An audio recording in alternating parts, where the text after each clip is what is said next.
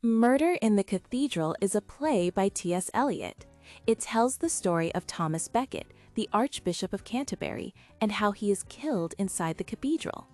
The play is set in Canterbury in the year 1170. It begins on December 2nd. A group of women, called the Chorus, gather and speak about their hard lives. They feel that something bad is coming. They talk about Thomas Becket, who has been away in France for 7 years after a fight with King Henry. They fear his return will bring danger and pain, and they wish for a quiet life. 3 priests enter and also worry about Thomas. Then a herald arrives with news that Thomas is returning soon.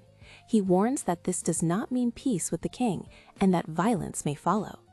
Thomas then arrives. He tells everyone to be patient and accept that God's plan cannot be fully known. 4 tempters come to test Thomas. The first offers a safe and easy life. The second offers political power again. The third offers shared rule and new government. Thomas refuses all 3. The 4th tempter is different. He suggests that dying as a martyr would bring Thomas fame and power forever. This shakes Thomas. He realizes that wanting death for pride is wrong. He decides he will accept death only if it is God's will. On Christmas Day, Thomas gives a sermon.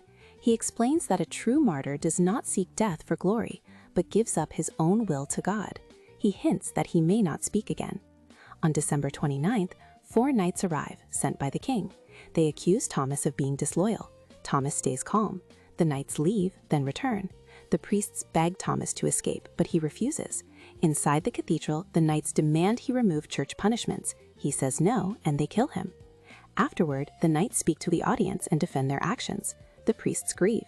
The chorus ends the play by accepting their duty to live by Thomas's sacrifice, asking God for mercy and forgiveness.